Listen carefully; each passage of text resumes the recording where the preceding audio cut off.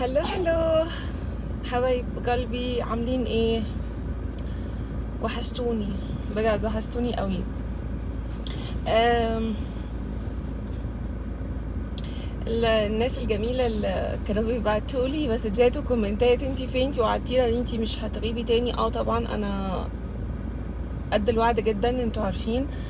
وانا وعدتكم فعلا ان لو حصل اي حاجه مثلا وكده هقول لكم. بس الفترة اللي فاتت كانت صعبة جدا، كانت صعبة جدا، أحداث كانت صعبة جدا جدا، مستحيل كنت هعرف أطلع لكم في فيديوهات. عايزة أقول لكم والله العظيم إن أنا مصورة تقريبا فيديوهين أو 3 قبل الأحداث، يعني قبل الأحداث بكام يوم. يعني أنا كنت بصور في فيديوهات عادية جدا وبشارككم بيها كل حاجة. أنا هحكي لكم النهاردة يعني كل حاجة، الفيديو فيه دردشة كتير، فعشان تعرفوا الدنيا كانت عندي ماشيه ازاي. انا بحب قوي لما اغيب اطلع لكم بفيديو كده افهمكم الدنيا عندي، علشان انتوا عارفين، عشان بس ما تفهموش ان انا مطنشاكوا او ان انا مهمله مثلا في القناه او كده، لا خالص، بس ظروف بتحصل واحنا بشر عارفين. والمهم انا كنت اصلا مصوره لكم فيديوهات وكنت بصور وبعدين هبتدي انزلها. فجيت ببص لقيت الاحداث اللي حصلت في فلسطين، في غزة. يا على وجع القلب. انا قعدت تقريبا 3-4 ايام اتجنب ان انا اشوف اي حاجة خالص، لان انا مش من الناس اللي هقدر اشوف الحاجات اللي بتحصل. بس طبعا في وجع، في وجع قوي. وبعدين كنت متماسكه وبكمل حياتي، لان انا ما شفتش حاجه، يعني انا بسمع بس لكن ما شفتش ومش عايزه اشوف. لحد ما بقى جت اللحظه الرخمه اللي خلتني ان انا اشوف غصب عني. كنت كل ما افتح فيسبوك، اي يوتيوب، اي حاجه، الاقي الحاجات دي في وشي. لحد بقى ما شفت الاحداث اللي بتحصل اقول ايه، بس الاحداث صعبه طبعا. انا في كلام مش هعرف اقوله علشان ممنوع هنا في اليوتيوب وكده، بس اكيد انتوا عارفين. شفت مشاهد صعبه جدا جدا جدا جدا. فالواحد بقى جاله حاله اكتئاب، واللي هو خلاص مش قادره حتى اعمل اي حاجه. يعني انا لو بضحك في وش ولادي فده انجاز، عارفين. الاحداث كانت صعبه جدا. انا كنت وصلت بيا الحال والله ان انا كنت بنام واحلم بكوابيس، عارفين، كوابيس الحاجات اللي انا شفتها. دعاوى كتير بقى لاهل غزه وفلسطين. انا عايزه اقول لكم ان انا كمان انا بيتابعني ناس من هناك، ودي انا ما كنتش اعرفها. انا لما حصلت الاحداث وكده كانوا بيبعتوا لي على الخاص ادعي لنا، وبيبعتوا لي كلام صعب جدا، صعب جدا، عن احاسيسهم اللي هم حاسين بيها، وعن اللي بيحصل، والناس اللي اهلها، يعني في ناس، وفي ايه، في ناس اهلها اتوفوا، عارفين، في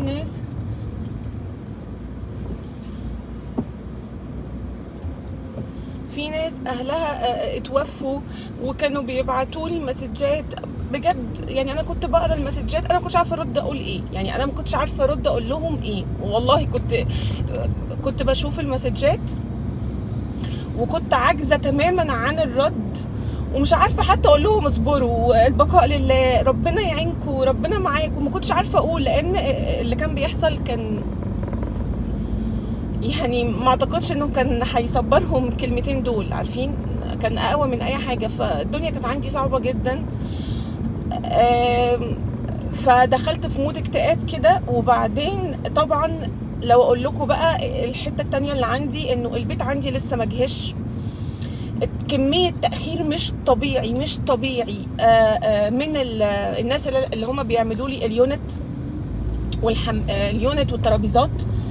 عايزة اقول لكم والله العظيم وصلت لمرحلة ان انا كنت بتصل بيهم اتشاكل معاهم، لان كانوا بيضحكوا عليا، عارفين. بسم الله الرحمن الرحيم. ثواني بس اركز في الصينية دي، عشان دي صينية مهمة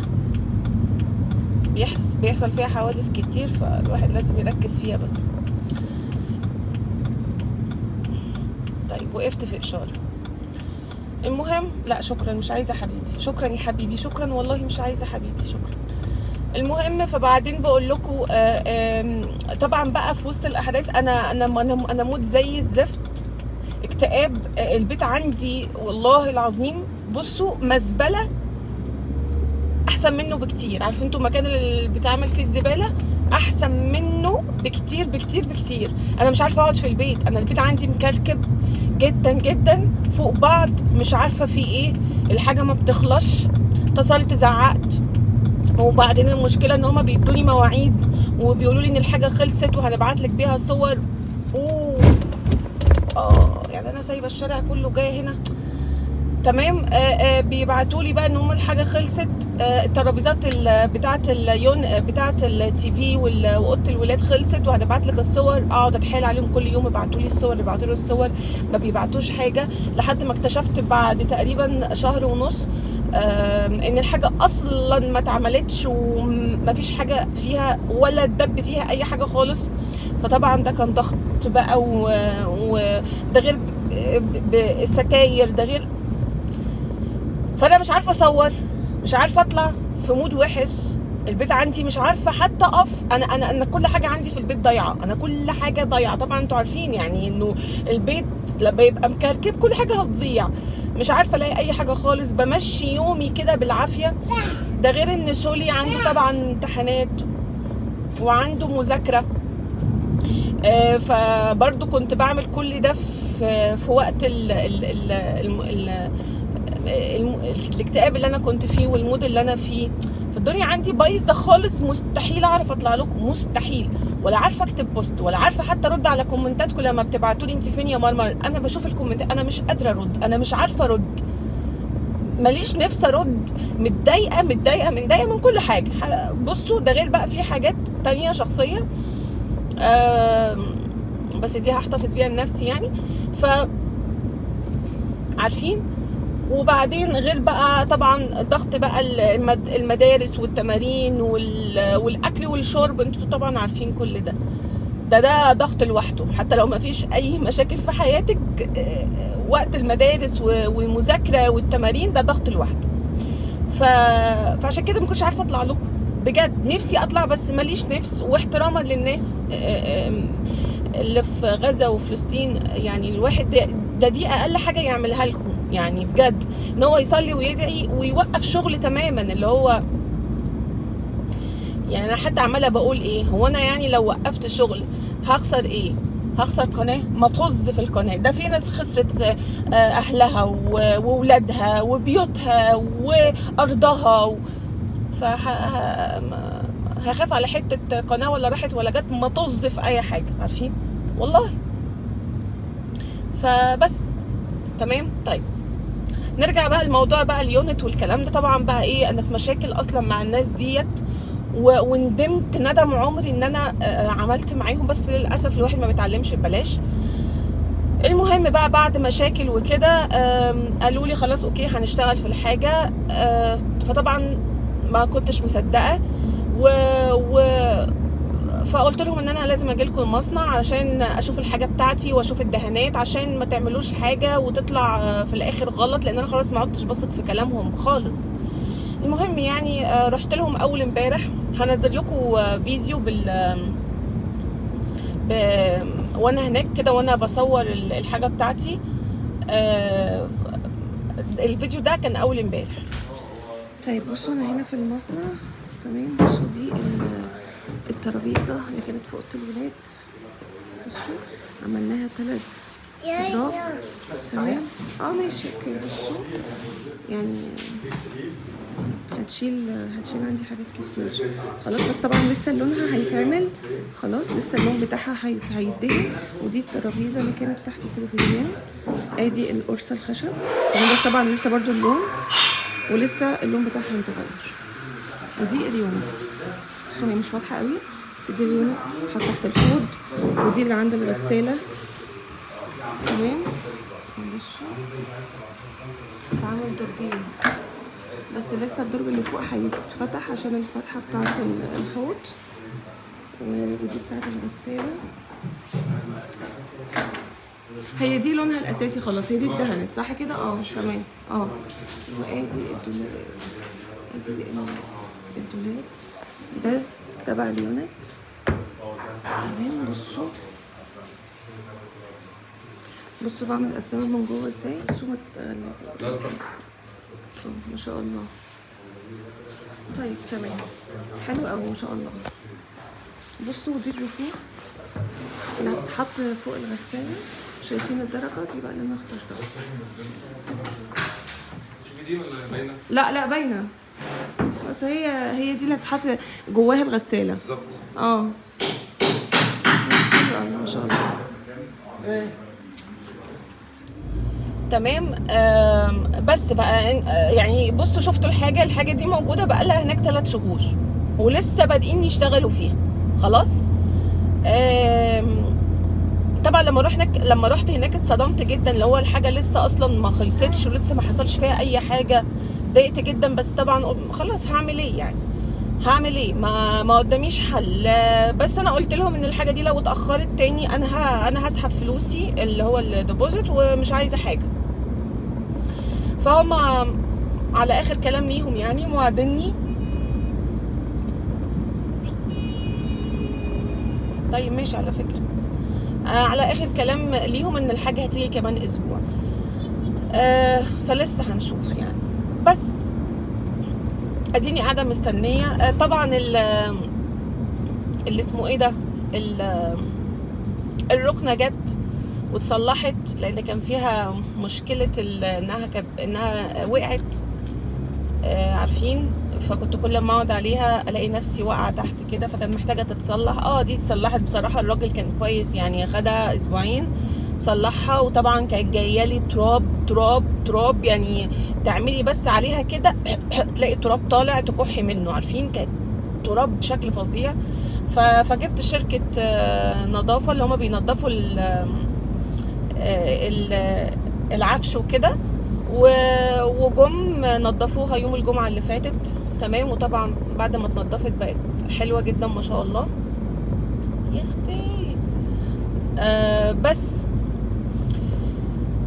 سولي طبعا كان عنده امتحانات اسبوع، ضغط فظيع. المناهج صعبه وانت بتتعاملي مع طفل، وانا اصلا بكره المذاكره وبكرهها. انا حاسه ان انا اللي دخلت المدرسه تاني، بس والله بس انا اتعودت يعني اتعودت من السنه اللي فاتت واللي قبلها. بس المناهج صعبه جدا جدا جدا جدا. ده غير بقى مع سينا. طبعا سينا برضو محتاج مذاكره ومحتاج متابعه جامده طبعا. فاتنين كتير، كنتش قادره على واحد، بقوا 2 بس. فهو ده سبب غيابي. والله انا حتى لو صورت لكم عندي البيت هتصدقوني يعني انه ما فيش اي حاجه خلصت خالص. ما فيش بس غير الستاير، وانا كنت مصوره لكم فيديو بيه بصوا الفيديوهات اللي هتنزل اليومين الجايين دول متصورين قبل كده، اوكي؟ يعني متصورين وقت فتره الغياب قبل ما اغيب. ما كنتش عارف ان انا هغيب، ماشي. والستاير لما ركبت كمان في مشكله عندي في ستاره، ولسه الراجل ما جاش عشان يصلحها. فاللي هو ما فيش حاجه بتكمل، ما فيش حاجه بتتعمل صح، وما فيش. فكل ده ضغطني. بس ده كل الحكايه. انا دلوقتي طبعا انتوا اكيد مش محتاجه اقول لكم ان انا يعني رايحه اجيب الولاد من المدرسه. النهارده الخميس بالمناسبه، والفيديو ده ان شاء الله هينزل لكم بكره. النهارده هعمل له اديت، وبكره الجمعه هينزل لكم باذن الله. دعواتكم بقى. المهم يعني شكرا بجد والله. انا عارفه ان انتوا زهقتوا بجد مني، بس الاحداث اللي بتحصل غصب عني يعني، عارفين. اديكوا شايفين انا لا بغيب دلع ولا بغيب عشان انتوا مش في دماغي. اقعد على الكرسي لو خالص والله العظيم. انا فعلا انتوا وحشني، وانا ما بحبش اغيب عليكم. بس انا طلعت للاسف عارفين ايه، طلعت يعني ورقه مبلوله خالص. اللي هو ما بستحملش الاحداث اللي بتحصل، ما بستحملهاش. بتاثر باي حاجه.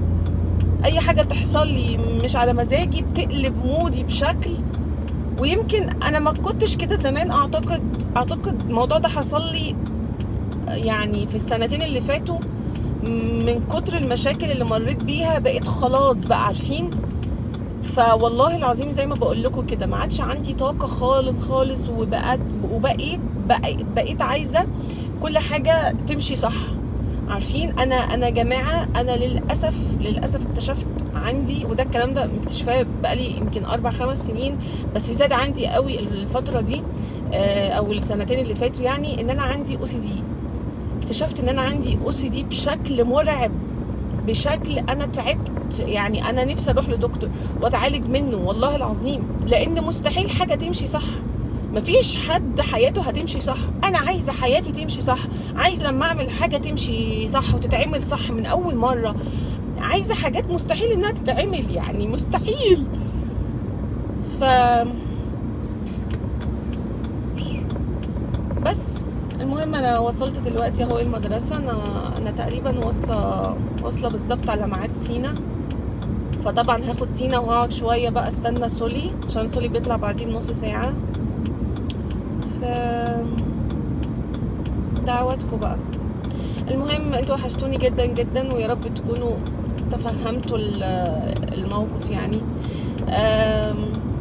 انا عايزاكم تدعوا لاهل غزة وفلسطين، تدعوا لهم كتير كتير وتتبرعوا. لو قادرين تعملوا ده اعملوه، لو مش قادرين يبقى ادعوا، وربنا يستجيب منكم ان شاء الله ان شاء الله. ما بعرفش اتكلم في السياسة قوي، بس يعني حتى لما باجي بدعي مش طب ماشي. حتى لما باجي بدعي مش بعرف قوي اقول كل اللي جوايا، بس بقول يا رب انت عارف انا عايزه ايه، انت عارف انا قصدي ايه، انت عارف انا عايزه اقول ايه. ما بعرفش اعبر عن مشاعري. المهم يعني اشوفكم بقى ان شاء الله في فيديو جديد. انا وصلت المدرسه، فاسيبكم بقى عشان الفيديو ما يطولش عليكم، وان شاء الله في فيديوهات هتنزل الفتره الجايه. وتوحشوني جدا جدا جدا جدا جدا جدا. يلا باي باي.